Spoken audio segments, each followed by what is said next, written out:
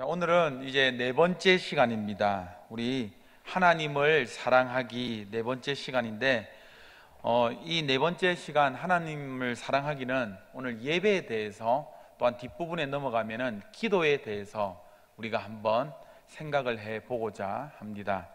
먼저 첫 번째 1번 사랑으로 드리는 예배, 생각해 볼 질문 함께 읽어 보시겠습니다. 시작. 당신은 예배라는 단어를 들으면 무엇이 떠오릅니까? 여러분들, 우리가 교회를 다니면서, 우리가 신앙생활을 하면서 예배라는 단어를 굉장히 많이 듣습니다. 네, 맞죠? 그런데 예배라는 단어를 여러분들이 들을 때에 막상 떠오르는 게 여러분들 어떤 느낌이라든지 어떤 생각이라든지 이런 것들이 여러분들 떠오르십니까? 아무런 생각이 없이 그냥 떠오르십니까? 예배 이렇게 하면은 지금 더 좋은 예배 이래서 10시에 지각하지 말기, 이런 거 여러분들 혹시나 떠오르십니까? 저는 어릴 적부터 예배라는 단어가 떠오르면 굉장히 가기 싫어했습니다. 제가 종종이 제가 이야기했지만 늘 집에서 예배를 드렸기 때문에, 가정 예배, 수요 예배, 금요 예배, 심지어는 어릴 적은 새벽 기도도 따라가고, 휴가도 그냥 좋은 데 가면 될 건데 꼭 기도원을 가시더라고요. 꼭 저희 어머니가. 그러니까 이게 남들은 어디서 다 놀다 왔다라고 하는데, 너희는 어디 갔다 왔어? 이렇게 하면 기도원 갔다 왔다고, 그렇게 했는데, 예배가 너무 사실 싫었습니다. 이렇게 혹시나 여러분들은 이렇게 저처럼, 어린 저의 마음처럼 예배가 혹시 이렇게 생각을 하면은 부담스럽거나, 혹시나 예배라고 생각하면은 지겨운 것, 이렇게 혹시나 이런 생각을 가지시지는 않습니까? 혹시나 이런 생각을 가진다라고 한다면, 오늘 이 하나님 사랑하기 이 본문을 통하여서 조금 변화되기를 바랍니다. 자, 1번 예배란 무엇인가? 우리 한번 1번 예배란 한번 읽어봅시다. 시작. 예배란 하나님이 어떤 분이신지, 또 그분이 하신 일이 무엇인지 알아가면서 그분에 대하여 감탄하는 것, 그분에게 몰입하는 것. 여러분들, 해외를 여러분들 종종 한번 나가 보셨을 것입니다. 그런데 해외여행을 가보면 이 아시아인들과 유럽인들, 이 미국인들이랑 우리 아시아인들이랑 차이점이 있습니다. 특히 한국 사람이랑 외국 사람이랑 틀린 점이 있습니다. 여러분들, 그것이 무엇인 줄 압니까? 네? 어디서 막 이야기를 젊은 분들은 하시는 것 같은데, 외국 사람은요, 이 어디를 휴가를 가도 굉장히 그 휴양지에 대해서 즐깁니다. 그런데 우리나라 사람의 특징은, 특히 패키지 관광 여행은요, 어떠느냐, 그 관광지를 찍고 갑니다. 이해가 되십니까?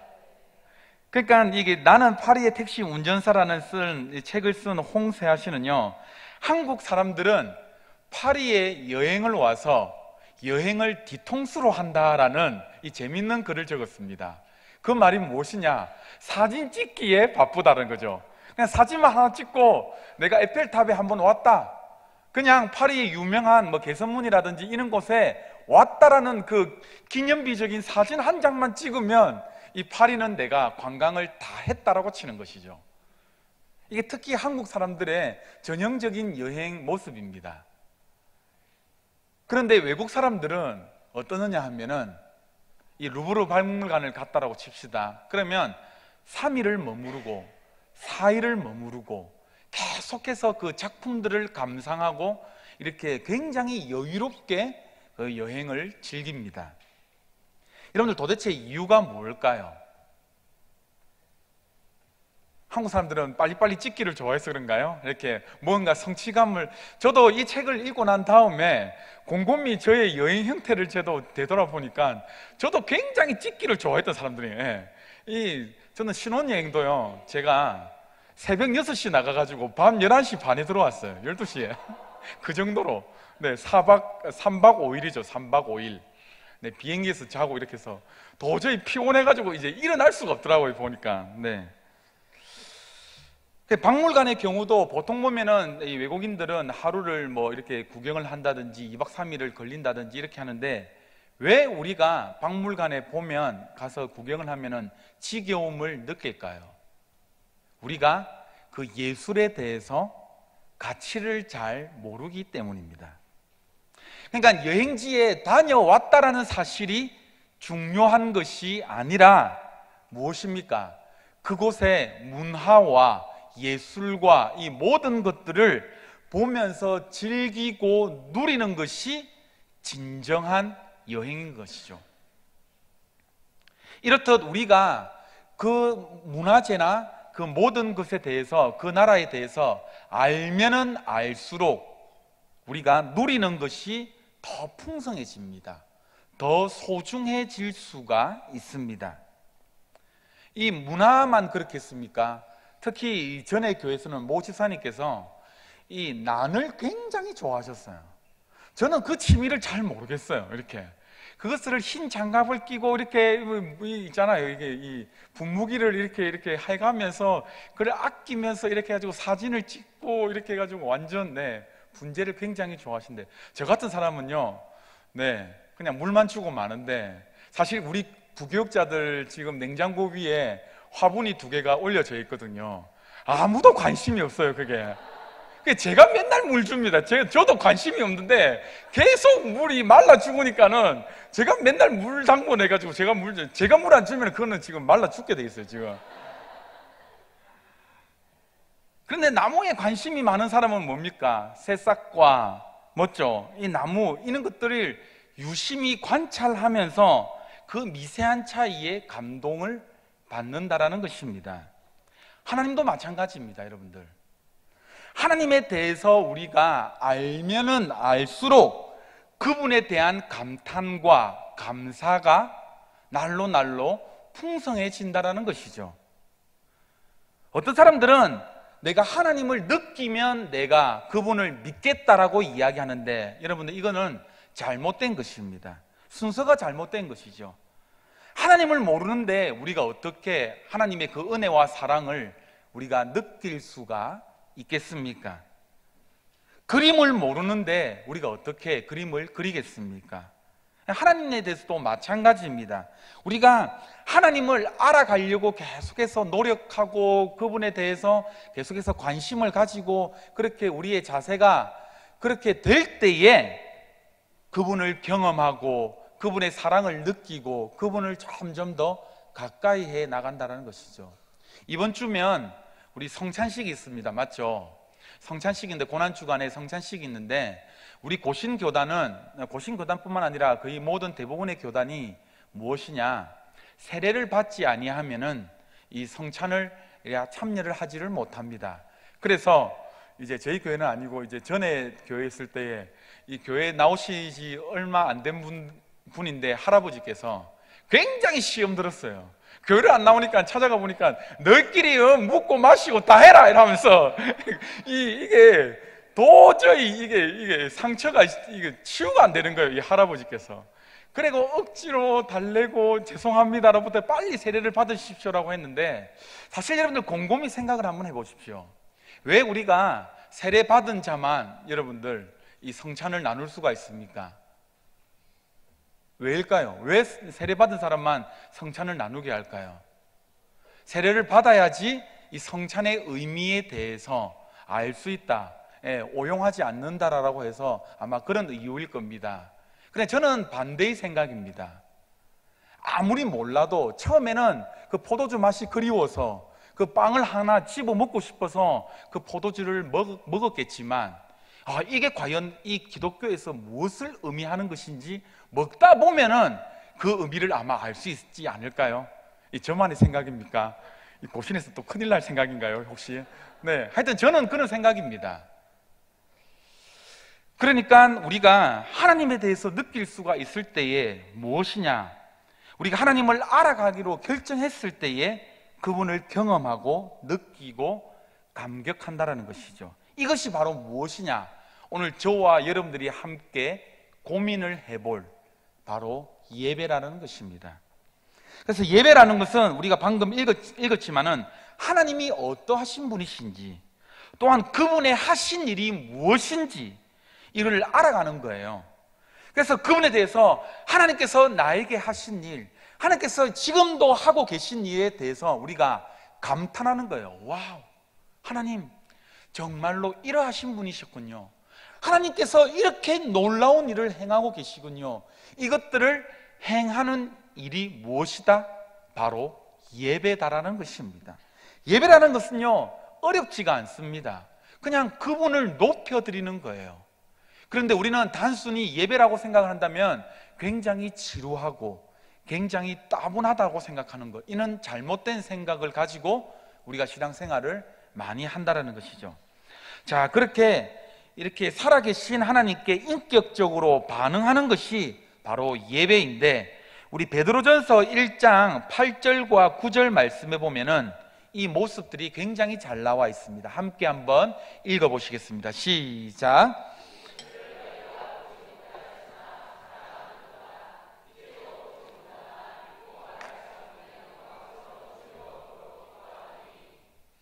믿음의 결국 곧 영혼의 구원을 받음이라.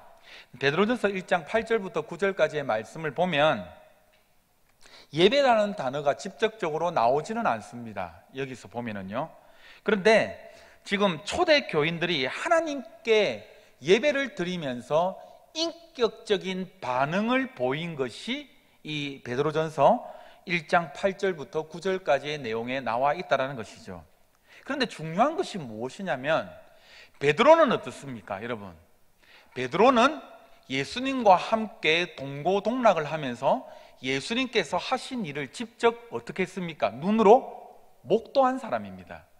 그런데 지금 여기 베드로전서에서 나오는 이 초대 교인은 어떻습니까? 8절 말씀 다시 한번 띄워볼까요? 한번 읽어보세요. 예수를 너희가 어떻게 했다라고요?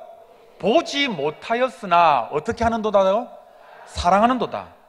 그러니까 지금 베드로의 고백이 무엇이냐면은, 나는 직접적으로 예수 그리스도를 보았으나 너희들은 그 예수 그리스도를 보지도 못하고 어떻게 이렇게 예배를 드리는가, 너무나 신기하다라고 고백하는 내용인 것이죠. 예수 그리스도를 본 적도 없는데 이 초대 교인들이 말로 할 수 없는 그 영광과 그 즐거움을 누리면서 예배에 참여했다라는 것입니다. 어떤 사람들은 이렇게 물을지도 모르겠습니다. 하나님과 어떻게 인격적으로 관계를 맺을 수 있습니까? 라고 물을지도 모르겠습니다. 그런데 그것은요, 어떻게 가능하냐? 우리 한번 따라해 볼까요? 하나님은 개념이 아니기 때문에 가능합니다. 이것이 무슨 말이냐면은, 우리가 예배에서 왜 우리가 예배를 전인격적으로 하나님과 교제하면서 드리지를 못하느냐? 우리가 하나님을 생각할 때에 단순히 개념의 대상으로 삼기 때문입니다. 그러니까 하나님은 저 먼 하늘에 계신 하나님, 저 멀리 우주에 계신 하나님, 우리와 뭔가 다른 초월적인 하나님, 그래서 우리가 사랑할 수 있는, 그러니까 멀리 계신 분으로 우리가 인지하고 있기 때문에 뭔가 개념적으로 생각하기 때문에 우리가 예배의 자세가 우리가 이렇게 드릴 수밖에 없다라는 것이죠. 그런데 여러분, 하나님은요, 우리 한번 따라해 볼까요? 하나님은 인격적인 존재입니다. 이 말이 무슨 말이냐면, 우리가요, 사랑할 수도 있고 우리가 의지할 수도 있고 우리가 그분만 생각하면은 정말로 감격에 넘쳐나는 그런 사랑의 대상인 그런 인격적인 관계가 바로 하나님이시다라는 것이죠. 이것이 바로 무엇이냐? 바로 예배라는 것입니다. 그래서 우리가 예배를 드릴 때에 우리 담임 목사님께서 종종 이야기하지 않습니까? 부부, 우리 사랑하는 사람과의 관계를 맺을 때 똑같은 게 예배라고 이야기하지 않습니까? 바로 하나님과의 나와의 이런 모습도 바로 이런 인격적인 모습이 있는지를 우리 자신에게서 한번 살펴봐라는 것이죠. 여러분, 그리고 예배의 본질은 무엇이냐 한번 읽어보시겠습니다. 시작. 인격적인 하나님, 그분의 사랑과 존재, 그분의 성품, 그분의 하신 일, 그분의 능력, 그분의 지혜에 감격하고 놀라고 기뻐하고 사랑하고 믿고 의지하는 것. 예배의 본질이 바로 이렇다라는 것이죠. 그러니까 미술 작품을 아까 제가 서두에서도 이야기했는데, 미술 작품을 전혀 모르는 사람은 이 루브르 이 박물관에 데려놓으면 고통입니다. 제가 그렇습니다. 제가요, 약간 색깔에 대한 미적인 감각은 있습니다. 인정 전혀 안 하시는 것 같은데, 제가요, 이 교회에 제가 들어오기 여러분들 석 달 전에 제가 여기 출근한 거 아시죠? 제가 그래도 여러분들 이 가장 최소한의 비용으로 여러분들 페인트 색깔을 제가 다 골랐습니다. 여러분들 다 칠한 거. 그래도 저희 미적 감각을 그래도 좀 믿어 주십시오. 그런데 그리기는 제가 정말 싫어요. 제가 그리는 것은 정말로 그림을 제가 아무리 노력해도, 저희 누나는 여기서 정말로 뛰어나거든요. 저희 누나는 초등학교 1학년 때 문화일보인가? 아니지, 어떤 일보지? 그게 소년 한국일보구나. 한국일보에서 주최하는 전국 어린이 미술 대회에서 1등 했습니다.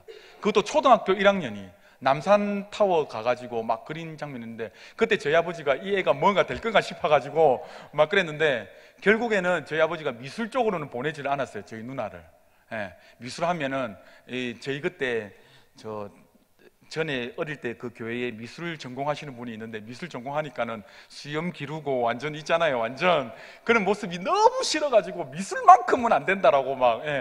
그래서 저희 누나가 자기 의지와는 상관없이 막 경영학과를 가게 되었는데, 하여튼 그렇게 되었습니다. 하여튼 뭐 조금 보는 감각은 있는 것 같아요. 이렇게 있는데 미술은 전혀 저는 그리지는 못합니다. 그런데 제가 만약에 그 박물관에 여러분들 갔다고 칩시다. 얼마나 지겨울까요? 저는 가장 신나하는 데가 어디냐면은, 저는 자동차 박물관입니다. 거기만 가면 저는 눈이 반짝반짝합니다. 저는. 신차가 나오면은, 이 차가 어떤 것으로 이루어져 있을까? 엔진 룸을 보는 걸 굉장히 좋아하고, 하여튼 뭐 남자는 다 좋아하겠지만, 하나님에 대해서도 여러분들 마찬가지인 것이죠. 하나님을 잘 알지를 못한다. 그것이 나와 전혀 취미가 맞지 않다. 취미가 맞지 않다라면 좀 표현이 그럴 수도 있지만, 전혀 내가 관심사가 아니다라고 한다면, 특히 함교에서는 2시간이 넘는 이 러닝타임에 죽어버릴 겁니다. 아마 또 반복이가, 또 목사님 3절 반복하나. 제가 그 심정 너무 잘 아는 거 있죠. 제가요, 이런 말까지 하면 제가 참 그러는데, 제가 중학교 고등학교 때 참 은혜가 없을 때에 저희 아버지가 3절 4절 달아 부르면 미치버리겠더라고. 제발 1절만 합시다. 1절 속으로 있잖아. 그 특히나 또 느린 찬양을 쫙 부르면 그게 빨리 끝나야지 속이 시원하기 때문에 제가 막 일부러 크게 소리를 빨리 내가 불렀어요. 완전 그냥 빨리 맞추라고 그랬던 접니다. 제가. 그런데 너무 또 다 보여주면 안 되는데, 이거 어떻게 이런 감격적인 예배가 가능할까? 요한일서 3장 1절 말씀을 함께 한번 읽어봅시다. 요한일서 3장 1절 말씀입니다. 시작.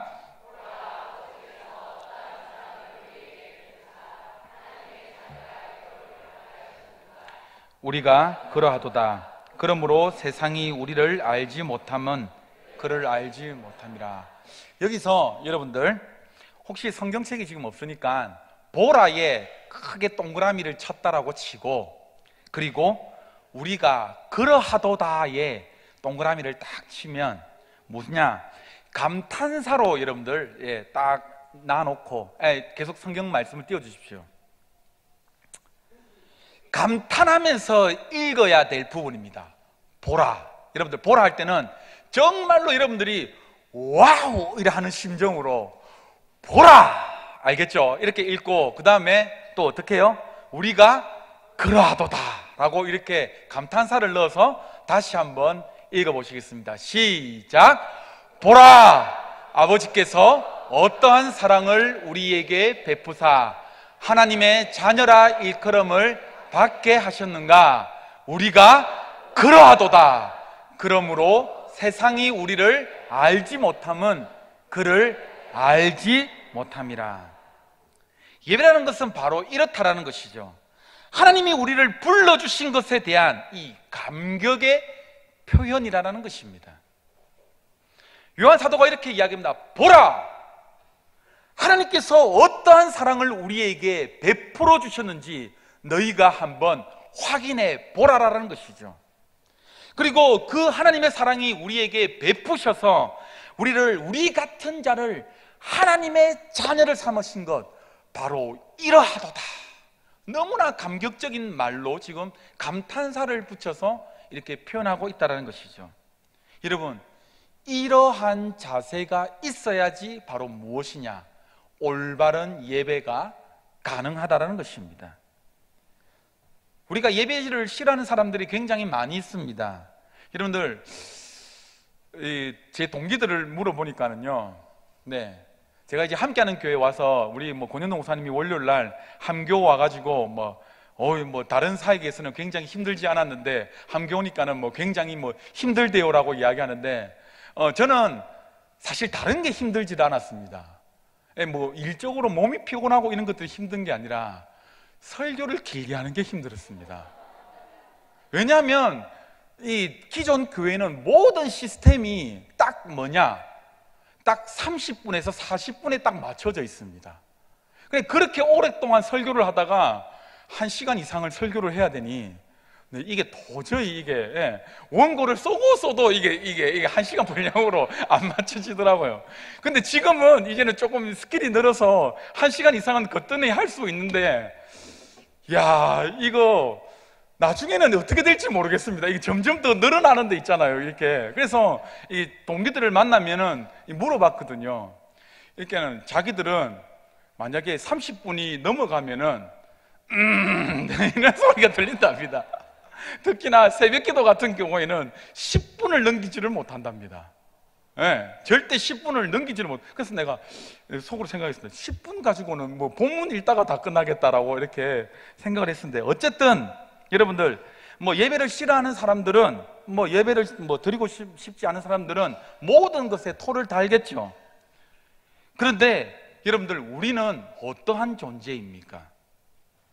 이 지구상에서 70억 인구 가운데에 여러분들, 우리가 별로 표가 안 나는 존재이지만 하나님께서 우리를 지명하여 불러주셔서 우리를 무엇으로 삼아주셨습니까? 바로 예배자, 자녀로 삼아주셨다는 거예요. 제가 이 말씀을 준비하면서 제가 곰곰이 한번 생각을 해봤습니다. 지금 내가 만약 죽는다라고 한다면 여러분 어떨까요? 여러분들이 조금 슬퍼해 주시겠죠, 맞죠? 안 슬퍼해 주실 것입니까? 전혀 안 슬퍼해 주신다는, 근데 한 3일 동안 슬퍼해 주실 것이고, 그 다음에 한 1년 정도는 그래도 유란 목사가 그래도 함께하는 교회에 있었겠구나라고 생각하겠죠. 한 3년, 5년, 10년 지나면은 유란 목사의 존재를 잘 기억할까요? 제가 볼 때는 잘 기억 못할걸요.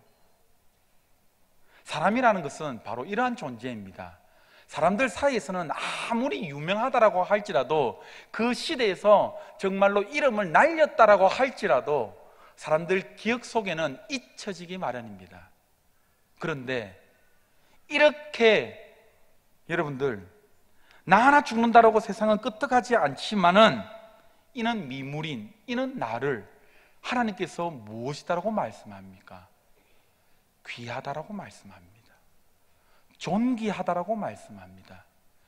그런 사람의 예배를 받아주시겠다라고 합니다.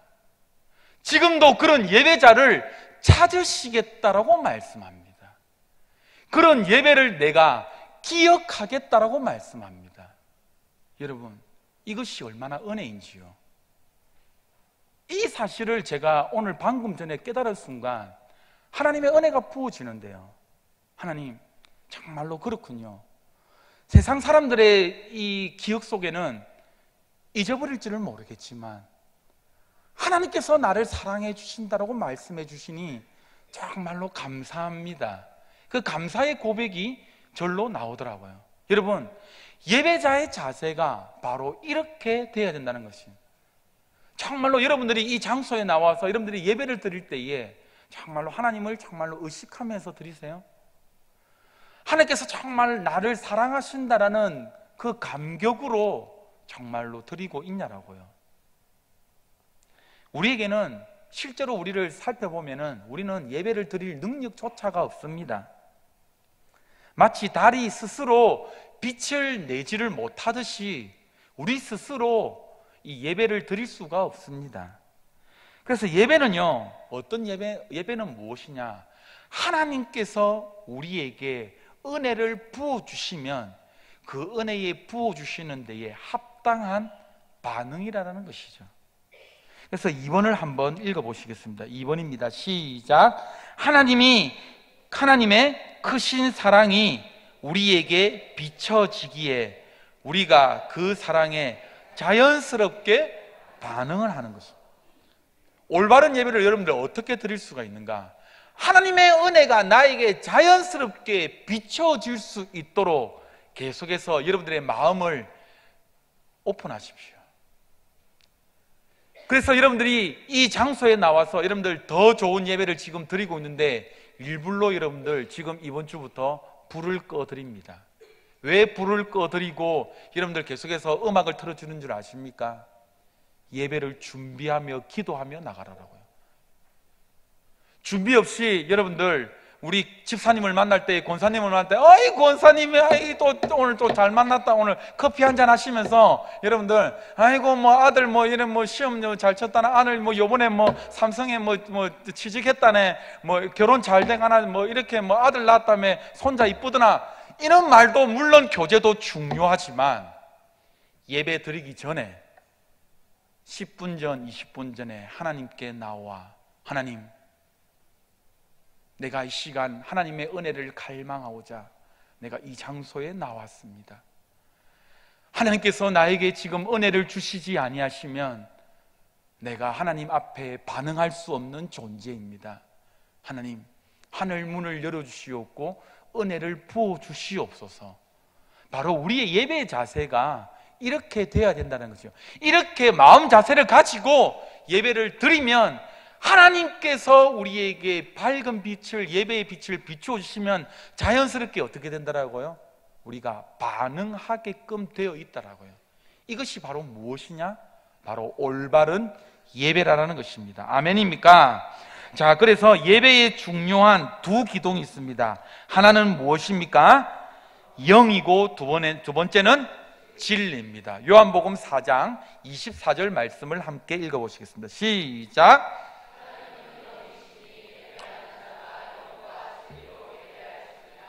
아멘.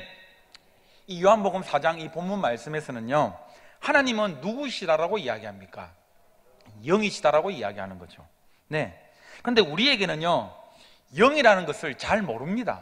영을 규정할 만한 우리에게 능력이 사실 우리에게 없습니다. 그런데 오늘 본문 말씀에 보니까 하나님께서는 예배를 드릴 때에 영과 진리로 예배를 드리라고 말씀합니다. 그러니까 하나님이 영이시기 때문에 영으로 예배를 드리라고 말씀하시죠. 이 영은 무엇이냐? 이 성령을 뜻할 수도 있습니다. 그리고 우리 자신의 영적인 기능을 가리킬 수도 있습니다. 그래서 영이라는 것은 무엇이냐? 하나님을 경험하고 하나님을 누리고 느끼는 이런 주관적인 부분들, 하나님과 나만이 관계에 맺을 수 있는 어떤 영적인 이런 소통, 이런 것들을 이야기를 하는 거겠죠. 그래서 영으로 예배한다는 것은 무엇이냐? 내가 분명 하나님을 알아가기는 알아가는데 그 어떤 다른 누구도 알 수 없는 나만이 느낄 수 있는 그 감정과 느낌, 이해가 되십니까? 그것으로 예배를 드리는 것, 이것이 영으로 예배를 드린다라고 이야기를 할 수 있겠습니다. 그럼 두 번째는 무엇입니까? 진리인 것이죠. 진리라는 것은 무엇입니까? 말씀입니다. 진리는 바로 예수 그리스도를 통해서 나타난 진실들입니다. 그것이 무엇이냐? 객관적인 사실, 바로 하나님의 말씀을 이야기를 하는 것이겠죠. 그런데 오늘 요한복음 4장 24절 말씀을 보니까는 예배를 드릴 때에 영으로만 예배 드리는 것이 아니라 반드시 무엇과 무엇으로 예배를 드리라고 이야기합니까? 영과 진리로 예배를 드리라고 이야기합니다. 그런데 우리는 예배를 드릴 때에 이 극단파를 조심해야 됩니다. 이 양극단파, 영으로 예배 드리는 것, 여러분들 혹시나 보셨습니까? 특히 이 부흥 집회나 이 기도원에 많이 있습니다. 알죠? 주님 오셨습니다. 있지 않습니까? 오늘 또 하나님께서 말씀하십니다 하시는 분들, 이런 분 또 있고, 또 이런 것들을 완전히, 특히 저희 교단이 좀 많이 심한데 뭐냐면은 전혀 무시하고 배제한 채 오직 하나님의 말씀, 그래서 이것들을 중시하는 진리파가 있습니다.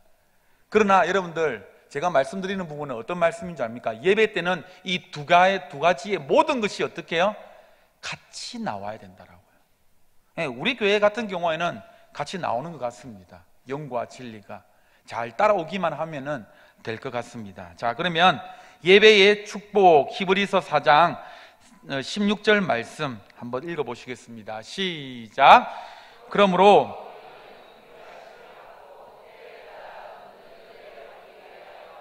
은혜의 보좌 앞에 담대히 나아갈 것이니라. 그러면 우리가 이렇게 영과 진리로 예배를 드렸을 때에 우리에게 임하는 축복이 무엇인가, 그것을 한번 알아봐요. 그냥 예배를 드리고는 마는 겁니까? 반드시 예배를 드리면은 반드시 우리에게 축복이 임하는데, 그것이 뭐냐면 첫 번째 한번 따라해 봅시다. 담대하게 은혜의 보좌 앞으로 나아갑니다. 두 번째는 무엇입니까? 함께 읽어봅시다. 시작. 때를 따라 돕는 은혜. 히브리서 4장 16절 말씀을 보니까 이 예배를 다른 방식으로 지금 표현을 하는데, 담대하게 은혜의 보좌 앞으로 나아간다라는 것이죠. 이것이 바로 무엇이냐? 예배라라고 표현합니다. 앞에서도 이야기했듯이 하나님께서 예수 그리스도를 통하여서 우리가 반드시 예배의 자리로 나아갈 수가 있습니다. 그런데 우리가 예배를 드릴 때에 이 하나님에 대해서 여러분들, 하나님을 의식하면서 예배를 여러분들 잘 드립니까? 사실 잘 그렇지가 않죠. 맞죠? 우리 기독교인들이, 그리스도인들이 하나님을 너무 가볍게 여기는 경향들이 굉장히 많이 있는 것 같아요. 이 저자도 이렇게 책을 보니까는 이렇게 표현을 했더라고요. 보니까 직장 생활의 회사원을 이렇게 생각을 해봅시다라고 이렇게 예를 들어놨는데, 이제 이 목사님께서 어느 회사를 갔답니다. 그런데 엘리베이터를 탔어요. 그런데 그 엘리베이터는 이 무엇이냐? 사람들이 좀 타고 있었답니다. 그런데 갑자기 지하에서 타고 올라오는데 1층에 문이 쫙 열리더니 갑자기 그 회사 회장이 타더랍니다. 비서와 회장이 둘이가 동시에 딱 타더랍니다. 그때 하하호호 막 하던 분들이 전부 다 일시에 어떻게 되어버렸을까요? 스톱! 이렇게 되고 그 엘리베이터에 그냥 순간적으로 정적인 상태가 되었다라는 것이죠. 여러분들, 이 목사님께서 굉장히 의문점을 가졌는데 뭐냐면은, 어떻게 순간적으로 그 회사 회장이 탔다라고 해서 그 분위기가 완전 180도로 어떻게 반전이 될 수가 있을까요? 뭐 나쁘게 보면은 나쁘게 볼 수도 있겠지만, 이 목사님은 어떻게 표현하자면은 바로 경외라는 단어가 떠올랐답니다. 경외라는 단어. 사람이 최고의 리더인 사람에게도 그는 경외의 모습으로 자세를 갖춘다라는 것이죠. 그런데 왜 우리 기독교인들은, 우리 그리스도인들은 우리가 예배에 나올 때에 하나님께 왜 함부로 나갈까요? 우리 인간은요, 하나님께 감히 설 수 없는 존재입니다. 여러분들 구약시대 여러분들 잘 알고 있잖아요. 여러분들 지성소 여러분들 아무나 들어가는 곳입니까? 아무나 들어가는 곳 아니잖아요. 1년에 대제사장, 그것도 한 번만 들어갈 수 있습니다. 그것도 죄가 있으면 안 됩니다. 하나님의 임재가 그 거룩하신 곳, 그 사람들이 얼마나 두려워서 벌벌 떨면서 하나님의 임재를 경험했을까요? 물론 우리가 이렇게 교회에 나올 때에, 예배를 드릴 때에 두려움과 떨림과 벌벌 떨림으로 물론 이렇게 나오라는 소리는 아니지만, 우리가 이 예배를 드릴 때에 얼마나 하나님을 의식하며 하나님을 경외하며 하나님께서 오늘도 부어주실 이 은혜에 대해서 진짜로 하나님을 의식하며 예배를 드리고 있냐라는 것입니다.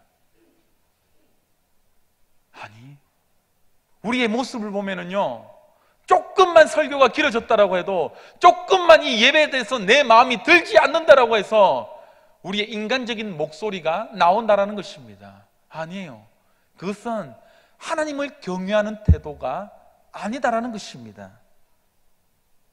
그래서 지금 이 구약을 본문을 인용한 것은 무엇이냐?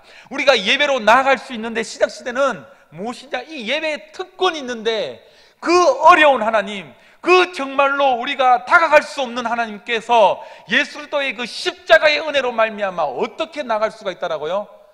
담대히 보좌 앞으로 나갈 수가 있다. 이것이 바로 주님께서 주신 가장 큰 은혜라는 것입니다. 아멘입니까? 우리가 만인의 제사장이에요.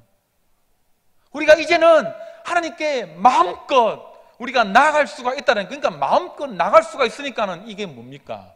좋은 줄을 모르고 우리가 의식을 하지 못한 채, 하나님을 두려워하지 못한 채, 경외하지 못한 채 우리가 이런 예배의 모습을 보이고 있다는 것입니다.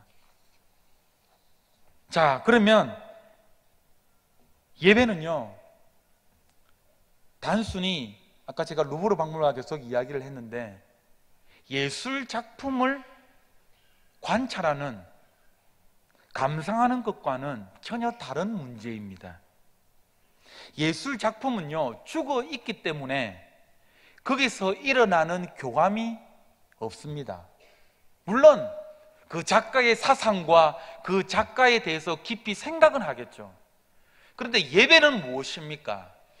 지금도 살아계시고 지금도 나를 움직이고 계시는, 나에서 역사하고 계시는 이 하나님과 지금 무엇이 일어나야 된다는 것입니까?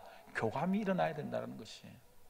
그렇기 때문에 우리가 예배를 드릴 때에 계속해서 하나님을 인지하면서 찬양을 드릴 때도, 말씀을 드릴 때도, 기도할 때도 계속해서 안테나가 우리가 어떻게 세워져야 돼 있는 거예요?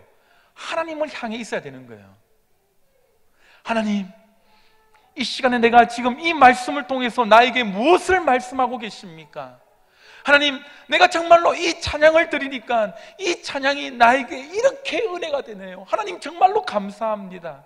이 찬양으로 내가 하나님 앞에 올려드리니 나의 이 찬양을 주님 받아주시옵소서. 이게 바로 올바른 예배의 자세라는 것입니다. 그런데 많은 기독교인들이 지금 예배를 이런 교감의 자세를 드리지 않고 어떤 자세로 드리고 있습니까? 잘하고 있다, 저 봐라. 저 찬양단 저 봐라. 또 틀리네, 저거. 저 하나 이탈했다, 저거.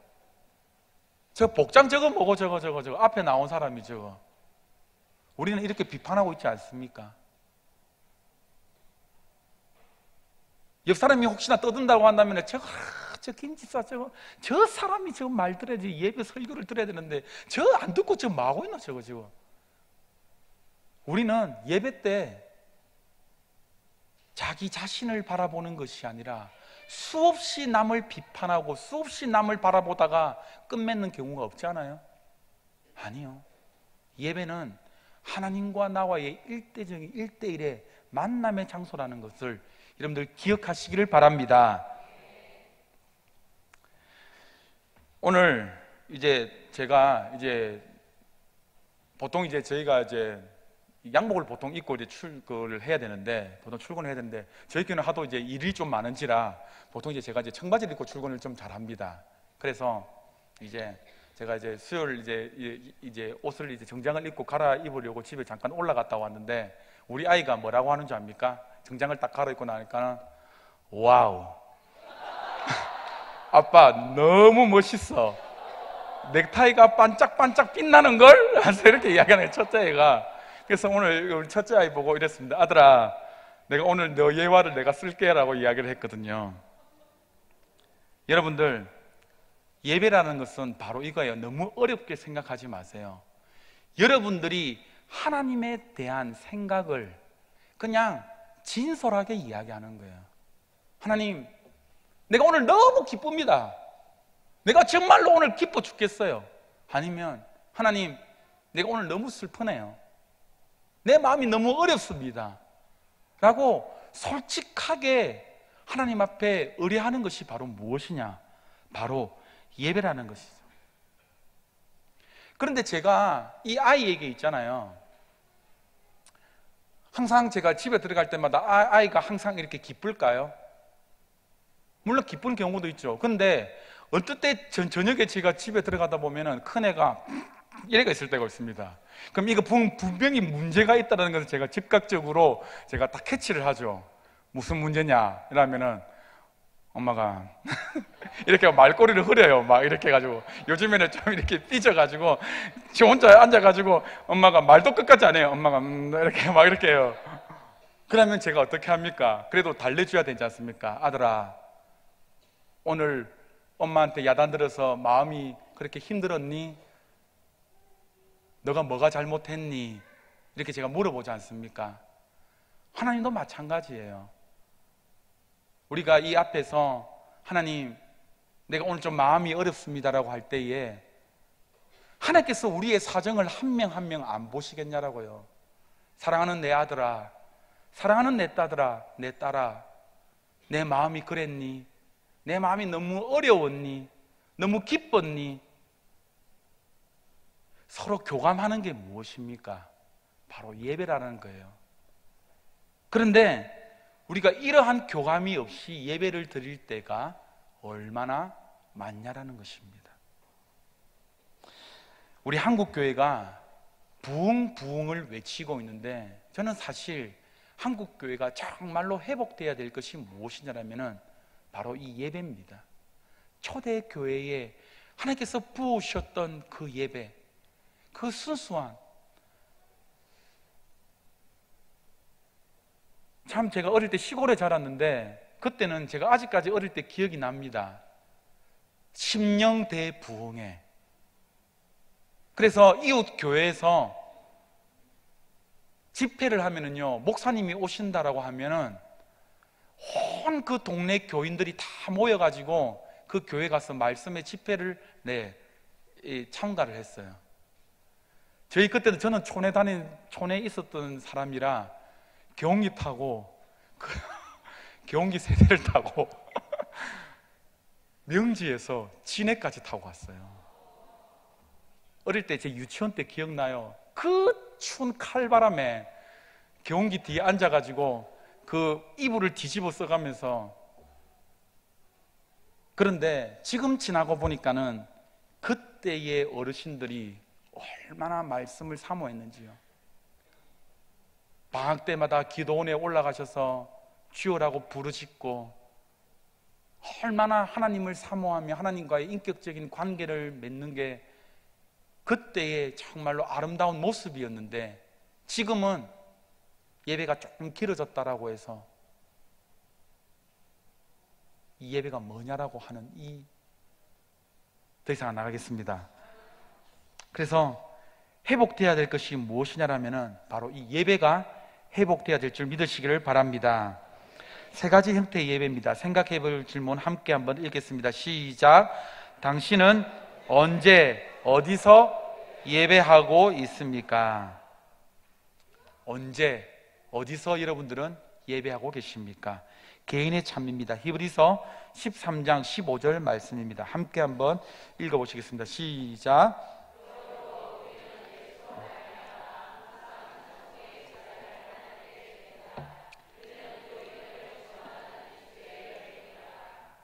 자, 여기서 또 무엇으로 말미암아라고 나옵니까? 예수로 말미암아라고 말씀하고 있습니다. 이는요, 어떤 뜻이냐면은 예수 그리스도의 죽으심으로 말미암아라는 뜻입니다. 그러니까 우리가 지금 사순절 기간을 우리가 보내고 있는데, 우리가 예배를 드리는 이유가 뭡니까? 예수 그리스도께서 우리를 위하여 죽으심으로 말미암아 무엇입니까? 우리는 끊임없이 하나님께 찬미의 제사를 드리는 것이죠. 이것이 무엇이냐? 우리의 그 하나님의 그 이름을 고백하는 것이 무엇이냐? 바로 입술의 열매라는 것입니다. 그래서 그의 이 성경 말씀에서 그의 이름이라는 것은 그분의 행하신 일, 그분이 어떠하신 일을 행하셨는지를 갖다가 가르치는 일인 것이죠. 그것을 우리가 날마다 입술로서 고백한다라는 의미인 것입니다. 그리스도인의 삶에는요, 바로 이런 개인적인 예배의 차원이 풍성해야 된다는 것이죠. 물론 주일이나 여러분들 수요일, 금요일 여러분들 예배도 여러분들 계속해서 나와야 되지만은 여러분들의 개인의 삶 가운데 얼마나 개인적인 예배를 드리고 계십니까? 개인적인 예배를 여러분들 혹시나 드리고 계세요? 표정을 보니까 다 드리고 계시군요. 제가 고백하자면 중학교 때 2학년 때군요. 어느 한 친구가 음악실에 기타를 들고 오는 거예요. 제가 중학교가 남녀공학이었거든요. 기타를 치는 모습이 얼마나 멋지던지요. 그래서 부모님에게 졸랐습니다. 기타를 하나 사주십시오. 그래서 제가 독학으로 기타를 연주합니다. 그런데 저희 집은 어떤 집안입니까? 가요는 연습하지는 못합니다. 항상 그때 이렇게 뭐 포켓 가요 이래가지고 나온 거 있지 않습니까? 코드 그냥 기타, 쉬운 입문 기타 보면은 포크송 해가지고 기타 코드 몇 개 안 나오는데 그게 다 가요더라고요, 보니까. 그런데 우리 집에서는 절대로 가요를 허용하지는 않습니다. 그럼 자연스럽게 무엇으로 이 곡을 쳐야 됩니까? 뭐 가스펠송밖에 칠 수가 없는 것이죠. 그런데 그 사택이 그때 비록 촌이었지만 2층 양옥집이었고 제 방이 아버지 서재와 제 방이 2층이었는데 2층에 강가를 바라보면서, 그때 신축 건물이었는데 이렇게 강을 바라보면서 이렇게 이 뭐라고 해야 되죠? 베란다라고 해야 되나요? 이 유리 베란다로 해가지고 그때 당시 굉장히 좀 전망이 좋은 이렇게 집이었어요. 2층에 이렇게 거실에서 제 방을 딱 나오면은 탁 아름다운 그 강가를 바라보면서 제가 이제 기타를 치기 시작하는 거예요. 저는 예배하려고 기타 친 거 아닙니다. 여자들에게 잘 보여주기 위해서 빨리 마스터를 해서 이것들을 보여주려고. 그런데 놀라운 사실은 무엇인 줄 압니까? 제가 매일마다 찬양을 드리면서 연습을 하다가 제가 한번 폭포수처럼 하나님의 은혜를 경험하는 것을 경험했어요. 네. 와, 저는 물론 여자에게 잘 보이려고 이렇게 쳤지만, 의도는 불순했지만 계속 하나님 앞에 찬양을 드리고 또 찬양을 드리고, 그때 찬미 예수천인가 아마 그럴 겁니다. 그 찬양곡지 혹시 기억나는 분 있을 것입니다. 초록 색깔 그 찬양 찬미 예수천 계속 부르면서 하나님의 임재를 경험한 예배가, 개인적인 예배가 아마 이럴 것입니다. 여러분들, 저희 어머니가 이제 제가 이제 친구를 데려다 오면 가장 싫었던 게 초등학교 때 뭐였냐면은 밥을 짓다가도 계속 찬양하는 거예요. 이렇게.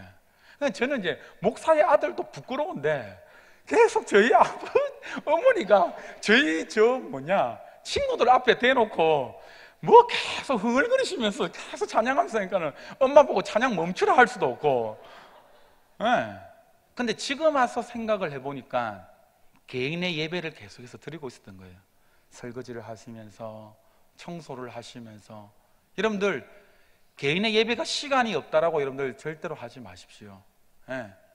저는 그래서 종종 여러분들 차를 타고 가다가 계속해서 저는 찬양을 듣습니다. 얼마든지 그 차 안에서도 여러분들 예배를 드릴 수가 있어요. 그래서 여러분들 개인의 찬미가 회복되시기를 바랍니다. 두 번째로는 공동체적인 예배입니다. 1번 공동체적 예배의 세 가지 차원, 골로새서 3장 16절 말씀 한번 읽어보시겠습니다. 골로새서 3장 16절 말씀입니다. 시작.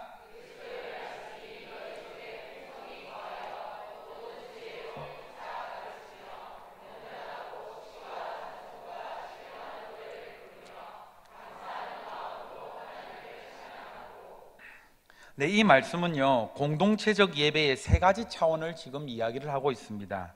그런데 공동체적인 예배의 세 가지 차원은 첫 번째로 제가 적어놨죠. 무엇이냐? 위에서 아래로 내려오는 하향적인 차원이 첫 번째입니다. 이것은 하나님의 말씀이 우리 안에 풍성히 살아있게 되는 것이죠. 그리고 두 번째로는요, 온갖 지혜로 서로 가르치고 서로 권면하고 서로 사랑하는 수평적인 차원이 있습니다. 공동체 예배를 드릴 때요, 첫 번째는 뭐라고요?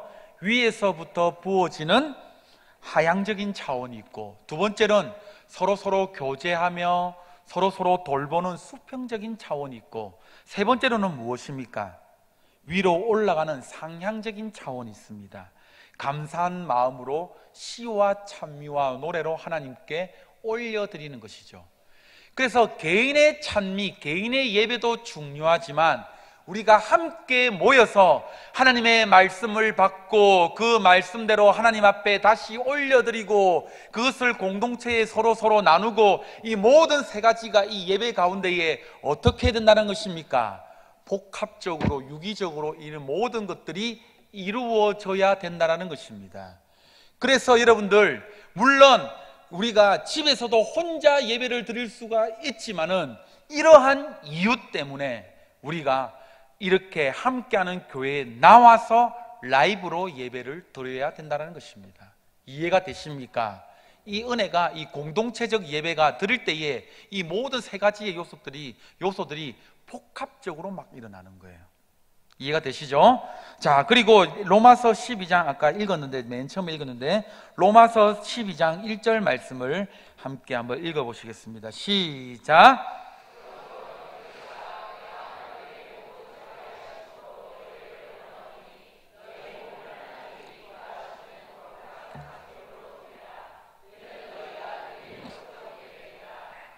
아멘. 이런 또 예배가 우리가 개인의 삶의 예배도 드릴 수 있고, 또한 공동체도 예배를 드릴 수 있고, 또한 무엇입니까? 삶으로 예배를 드릴 수가 있다는 것이죠.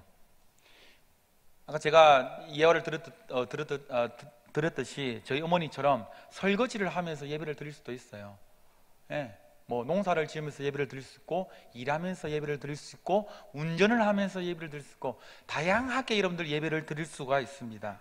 옛날 수도원의 이 수사들이 예배당과 학습실과 골방에서 기도실에서 영성이 깊어지는 만큼 주방과 마당과 작업실과 농토에서도 영성이 깊어지라라고 이야기했습니다. 이해가 되십니까? 그러니까 우리가 이 은혜의 자소라고 생각하는 곳이 이 함께하는 교회, 이 예배당만 생각하는 것이 아니라 우리의 모든 곳, 삶의 모든 곳에서도 어떻게 해라라고요? 예배를 드려라라고요. 그러니까 제가 이제 2000년대 초반 때 제가 거금을 들여서 제가 제주 열방대학교를 갔습니다. DTS 훈련을 갔습니다. 그런데 그 훈련 가운데 굉장히 특이한 것이 있었냐면 그것이 무엇이냐? 예, 반드시 하루 일과 중 2시간을 일을 해야만 했습니다. 예, 그래서 제주도에 해서 제주도 그 감귤밭을 막 풀을 뽑기도 했고요, 설거지도 했고 계속해서 로테이션으로 돌아가면서 했거든요. 왜 그렇게 일을 시키냐고 처음에는 이렇게 잘 몰랐는데 나중에 훈련 과정이 계속해서 깊어지면 깊어갈수록 뭐냐, 사람들이 전부 다 설거지를 하면서 울고 있어요. 주님, 제가 이렇게 더러웠군요. 막 이렇게 하면서 막 괜히 막 은혜 받아가지고, 여러분들 막 이렇게 지금은 웃을지는 모르겠지만 정말 하나님의 은혜가 계속해서 말씀이 부어지고 계속해서 하나님을 의식하면은요, 어떤 순간에 여러분들 터질지를 몰라요. 그러니까 풀을 뽑다가도 주님, 제가 잡초와 같은 인생이었군요부터 시작을 해서 이 뭐 오만 순간에 이렇게 이 묵상이 될 수밖에 없다는 거예요. 이것을 가르치기 위해서 뭐냐, 이렇게 노동을 시키더라고요. 이렇게. 예. 우리도 여러분들 마찬가지입니다. 우리가 예배를 드리는 순간에도 우리가 하나님께 집중할 수 있지만은 삶의 모든 영역에서도 무엇입니까? 하나님께 집중할 수 있다는 것입니다. 이것이 무엇이냐? 바로 삶으로 드리는 예배입니다. 아멘입니까? 자, 뒷장으로 넘어가 보겠습니다. 사랑으로 드리는 기도. 이제는 예배의 차원에서 좀 더 깊게 들어가서 기도에 대해서 조금 포커스를 맞추어 보겠습니다.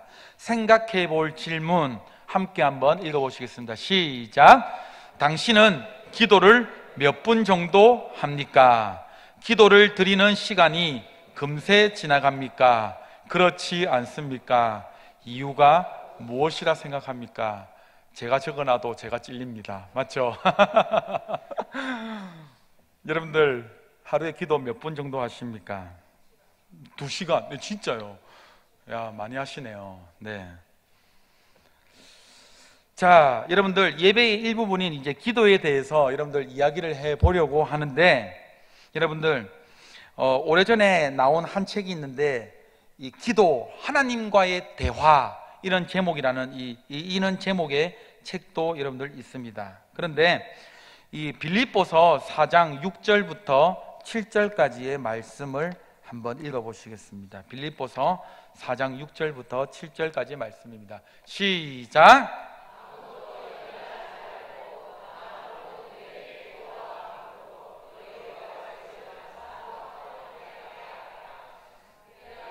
모든 지각에 뛰어난 하나님의 평강이 그리스도 예수 안에서 너의 마음과 생각을 지키시리라. 아멘.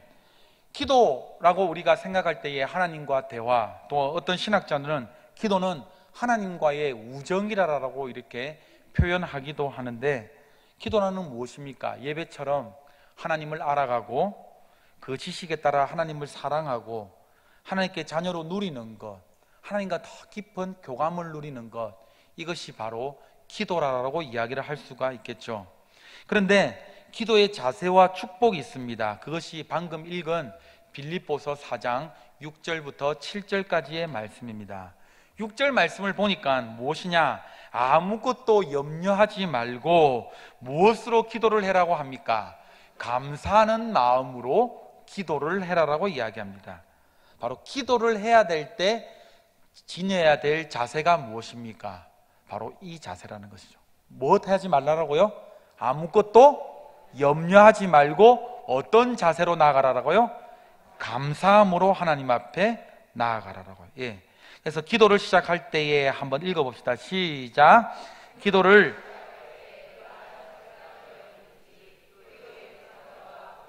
놓치고 있는 것은 아닌지 점검이 필요합니다. 여러분, 아무것도 염려하지 말고 감사하는 마음으로 우리가 기도를 해야 되는데, 우리가 먼저 기도할 때에 이러한 자세가 되어 있는지를 여러분들 한번 점검을 한번 해보시길 바랍니다. 우리가 기도를 할 때에 너무 급해서, 너무 안달이 나서 사실 기도의 대상자와 본질을 놓치는 경우가 굉장히 많다라는 것이죠. 우리가 굉장히 어려운 상황이 만약에 있다고 합시다. 굉장히 우리 집안이 지금 풍진박산날 그런 지경이라고 합시다. 그런데 우리가 기도할 수 있는 이유가 여러분들 무엇입니까? 제가 전주에 이야기했듯이 그리스도인의 특권이 무엇입니까? 마치 젖된 아이처럼 우리의 자세가 어떻다라는 것입니까? 예수 그리스도 안에서 평안히 누리는 자이기 때문에 우리에게 어떠한 환난이 찾아온다라고 할지라도, 어떠한 고난이 찾아올지라고 한다고 할지라도 우리의 자세는 어떻다라는 거예요? 마치 젖된 아이처럼 우리가 그 품에 안겨 있다라는 것을 믿기 때문입니다. 아멘입니까? 그러면 그런 자세로, 그런 것들을 생각하면서 우리가 기도의 자세로 나아가야 된다라는 것이죠. 이해가 되십니까? 기도를 할 때에 여러분들의 마음의 상태가 얼마나 급박한지, 여러분의 상태가 굉장히 복잡해서 진짜로 기도해야 될 문제, 하나님께서 무엇을 원하시는지에 대해서 본질을 놓치고 있는지 아닌지를 한번 확인해 보십시오. 그런데 분명히 빌립보서 4장 6절 말씀에서는 무엇이 따라하느냐? 아무것도 뭐 하지 말라라고요? 염려하지 말고 감사함으로 하나님께 나아가라라고 말씀합니다. 이것이 무엇이냐? 바로 기도의 자세라는 것이죠. 아멘이죠. 자, 7절 말씀에서는 이러한 기도가 가져다는 축복을 이야기를 하는데 무엇입니까? 모든 지각에 뛰어난 하나님의 평강이 어떻다라고요? 우리의 마음과 생각을 지켜주신다라고요. 아멘입니까? 네. 마음을 편안하게 가십시오. 그래서 기도할 때는 조급증을 가지지 마시고 먼저 물론 저도 잘 안 될 줄 잘 압니다. 만약에 제 아내가 만약에 다 죽어간다 그러면은 막 난리 나겠죠. 막 그래가지고 주님 살려주시오 막 이렇게 하겠죠. 그러나 하나님께서 나에게 언제나 선한 것을 주신다라는 그 믿음을 가지고 마음을 편안하게 하시고 내가 지금 구해야 될 것이 무엇인지를 기억하시면서 기도하시는 저와 여러분들 되시기를 바랍니다. 이번 기도에 대한 오해들이 있습니다. 한번 1, 2, 3, 4 한번 연달아서 한번 읽어보시겠습니다. 시작. 기도를 통해서 하나님의 응답을 끌어낸다는 잘못된 생각. 두 번째, 보험성 기도. 미리 기도를 해놓지 아니하면 하나님이 응답하시지 않는다. 3번, 하나님을 교육하려는 기도. 4번, 비인격적인 기도. 일방적으로 퍼부어 버리는 기도. 이것이 어떤 기도냐면은 1번입니다. 1번은 기도를 통하여서 하나님의 응답을 끌어낸다는 잘못된 생각. 이거는 우리의 아주 샤머니즘 생각이 많이 가지고 있습니다. 인과응보. 그러니까는 이 물을 떠놓는 게 무엇입니까? 정하십니까? 예, 그걸 떠다 놓고 비나이다 비나이다 하나님께 비나이다 하는 것처럼 주님 제 소원을 아시죠? 이거 안 들어주시면 안 됩니다. 이런 자세, 이걸 이야기하는 거예요. 그러니까 하나님의 뜻을 내가 알기보다도 하나님이 내 뜻에 맞춰야 돼요. 이해가 되시죠? 네, 사실 이것은요 이방인이 드리는 기도입니다. 이방인이. 이 성경에서도 에베소 사람들이 이렇게 외쳤습니다. 크다 아데미여. 계속 소리를 지내기도 하고. 여러분들 850대 1 아시죠? 바알 선지자들이 어떻습니까? 찍고 자기네 신을 부르면서 빨리 임해달라고 막 그렇게 하지 않습니까? 우리의 기도가 여러분들 이러한 여러분들 기도가 혹시 아닙니까? 하나님 응답해 주십시오. 네 죽겠습니다 하면서 막 이렇게. 또 금식기도 내가 딱 정해놓고 일주일 안에 내 금식기도 합니다. 하나님 일주일 안에 내 금식기도 하는데 이 기도 제목 안 이루어주시면 내 지금 어찌할 줄 모릅니다. 딱 단식 농쟁 단식 투쟁하는 것처럼 하나님 앞에 기도하는 자세. 이러한 자세는 올바르지가 않다라는 것입니다.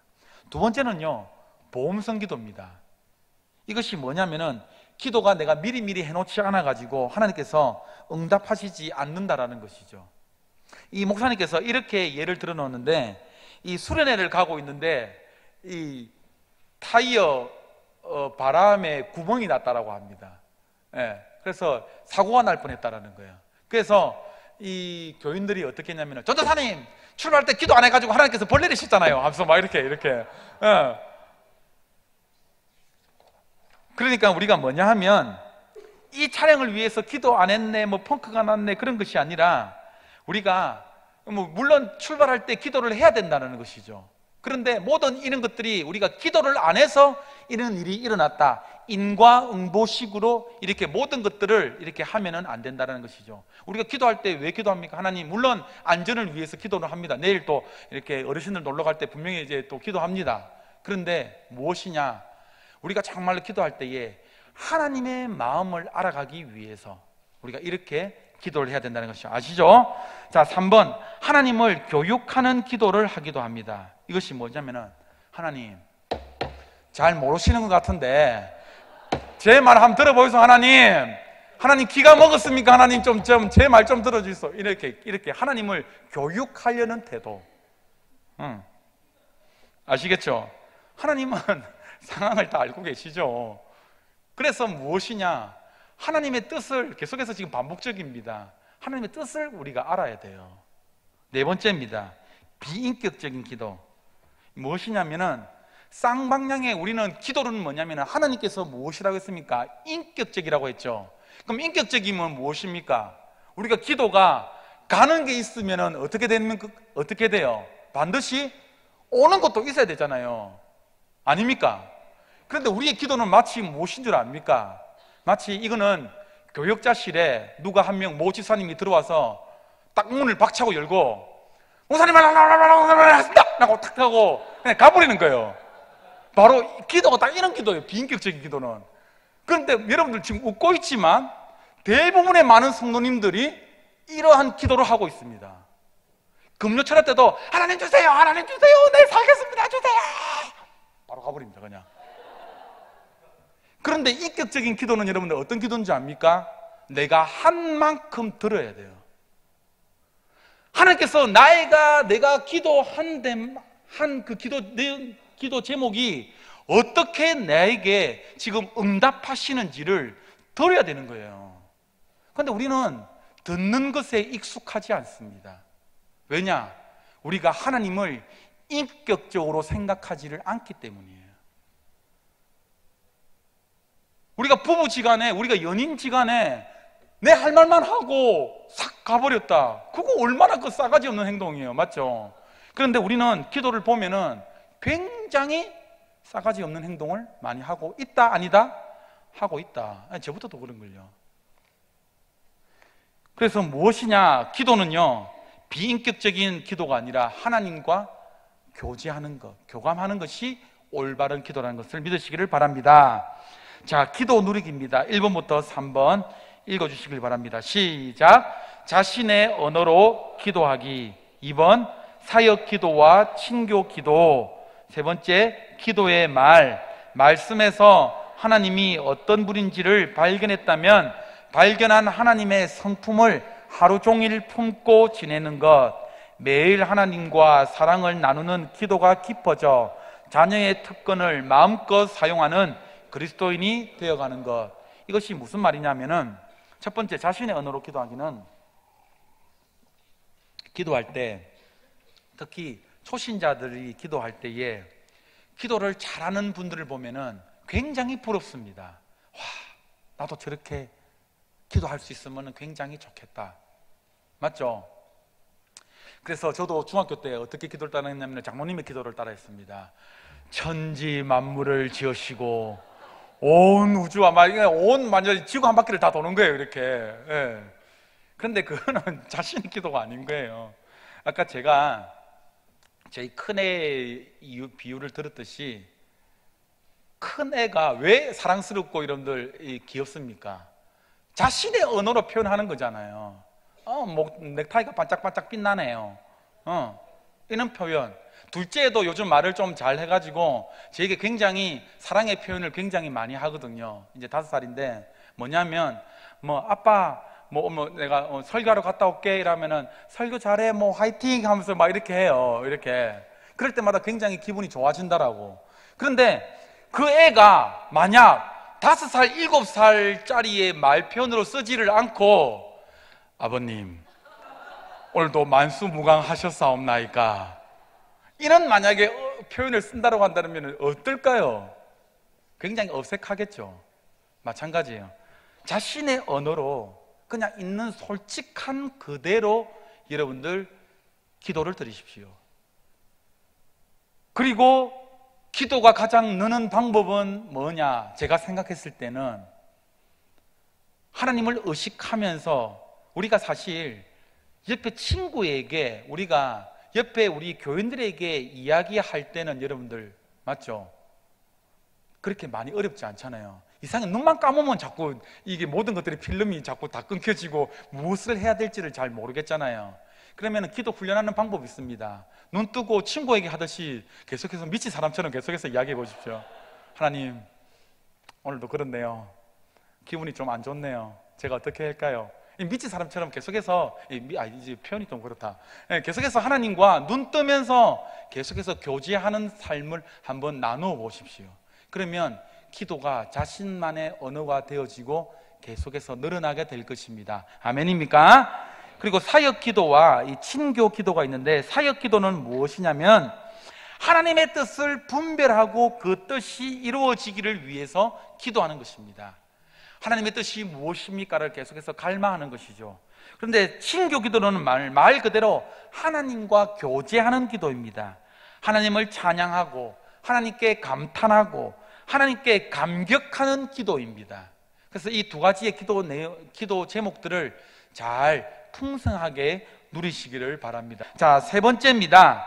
자, 기도의 말, 이 말이 무슨 말이냐면은 하나님과 동행하며 그분께 말씀을 드리는 것이 기도라면은 기도의 말을 사용하는 것이 좋은 방법이 될 수 있습니다. 이 말이 뭐냐면은 아주 짧은 문구로 요약을 해서 기도를 해라라고 이야기합니다. 예를 들어서 인자하신 하나님, 나를 다스리시는 하나님 아버지, 용서하기를 원하시는 하나님 아버지, 이렇게 계속해서 짤막짤막하게 여러분들 단어를 한번 만들어 보십시오. 그리고 우리가 성경을 읽을 때마다 하나님의 성품을 여러분들 묵상하십시오. 이 말이 뭐냐? 기도를 오랫동안 할 수 있는 방법이 뭐냐? 용서할 수 있는 하나님에 대해서 여러분들 묵상을 하셨다고 한다면 오늘 하루 종일 무엇에 대해서 묵상하는 겁니까? 용서에 대해서 묵상하는 겁니다. 하나님, 용서가 무엇일까요? 하나님이 이야기하시는 용서가 과연 무엇일까요? 하나님, 성경 말씀을 보니까는 하나님께서 나에게 말씀하시는 용서는 바로 이런 것이군요. 그런데요, 70번씩 77번 나는 못하겠는데요. 70번씩 70번이죠, 맞죠? 제가 착각했다. 나는 못하겠습니다. 저 사람을 보고는 미워 죽겠는데 어떻게 해야 할까요? 계속해서 꼬리에 꼬리를 물고 어떻게 해요? 그 하나님의 성품을 계속해서 묵상하다가 보면은 이 기도가 어떻습니까? 자연적으로 길어지게 되고 하나님을 더욱더 깊이 만나는 여러분들 역사가 이루어질 것입니다. 아멘입니까? 그래서 우리가 다른 성경을 많이 읽는 것도 좋은데 하나님의 성품 공부도 공부하는 것도 굉장히 유익합니다. 하나님의 성품을 한번 공부해 보십시오. 굉장히 유익해요. 자, 넘어가 보겠습니다. 자, 사랑으로 드리는 순종, 말씀으로 자녀의 특권 누리기. 제가 제목이 틀렸습니다. 사랑으로 드리는 순종입니다. 사랑으로 드리는 순종이고, 생각해 볼 질문 우리 함께 한번 읽어보시겠습니다. 시작. 당신이 하나님을 순종하며 따르는데 가장 큰 걸림돌은 무엇입니까? 자, 우리가 예배와 기도로 하나님께 사랑을 표현한다라고 이야기를 했는데, 하나님을 사랑하는 자의 특징 한번 읽어봅시다. 시작.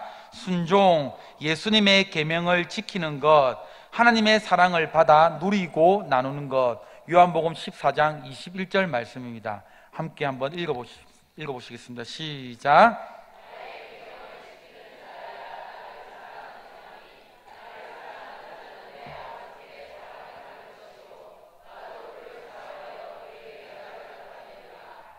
나의 계명을 무엇하는 자라야? 지키는 자라야. 다시 바꾸어 나의 계명을 지키고 순종하는 자라야 무엇이다라고요? 하나님을 사랑하는 자라라고 말씀합니다. 네. 그리고 그 사랑을 받아서 누리고 나누는 것이 하나님을 사랑하는 자라라고 말씀합니다. 여러분, 얼마나 하나님의 계명을, 말씀을 지키려고 부단히 노력하십니까? 정말로 지키려고 노력하세요.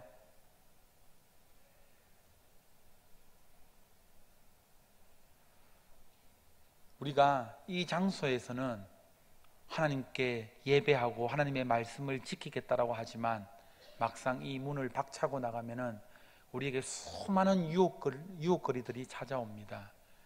그럴 때마다 여러분들, 말씀이 여러분들을 지키시기를 원합니다. 하나님, 내가 부족하지만은 그대로 말씀 가운데 살기를 원합니다. 그리스도인들은 이러한 자세가 있어야 돼요. 그래야 하나님을 사랑한다라고 말씀할 수 있는 거예요. 아멘입니까? 그런데 순종의 방해물이 있어요. 그것이 무엇이냐? 마태복음 6장 24절 말씀입니다. 마태복음 6장 24절 시작.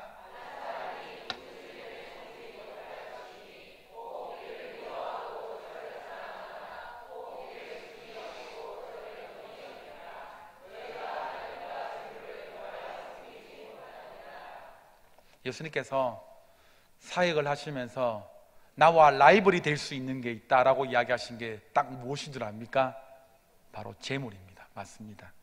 네, 라이벌이 될 수 있는 존재는요 바로 재물입니다. 여러분들, 재물의 위력은 정말로 대단한 것이죠. 돈이 여러분들 우리가 누구인지, 우리가 얼마나 가치 있는 존재인지를 보여주는 것 같습니다. 돈은요 우리에게 자기 존중감과 그리고 정체감, 즐거움과 쾌락, 그리고 안정감을 우리에게 줍니다. 근데 우리가 이미 알고 있듯이 이 자기 존중감, 정체감, 즐거움, 쾌락, 안전을 가져다 주는 것은 하나님이지 절대로 돈이 아닌 줄을 우리가 알고 있습니다. 여러분, 하나님이냐 만몬이냐, 항상 우리는 이 싸움인 것 같아요. 그리스도인들에게 헌금이 중요한 이유가 바로 이 이유입니다. 헌금은 바로 무엇입니까? 돈이 우리의 주인이 아니고 하나님이 우리의 주인입니다라는 고백인 거예요. 모든 것이 하나님께로부터 왔으니 모든 것이 하나님께로 감을 저희들이 믿습니다. 아멘입니까? 그래서 우리가 돈을 사용하는 면에 있어서도 하나님의 뜻을 따라서 자신과 가족과 이웃과 교회를 위하여서 하나님 뜻대로 사용하는 저와 여러분들 되시기를 축복드립니다. 그래서 이제 10의 습관이 있습니다. 한번 1, 2, 3번 읽고 마치도록 하시겠습니다. 시작. 아침에 일어나 10분을 하나님께 드리기. 2번, 하루 일과 중에 10분을 하나님께 드리기. 3번, 집에 돌아와서 자기 전 10분을 하나님께 드리기. 여러분들, 양치 여러분들 아시죠? 333 여러분들 알고 계시죠? 333도 여러분들 지키시지만은 이 10 여러분들 이것도 꼭 지키시기를 바랍니다.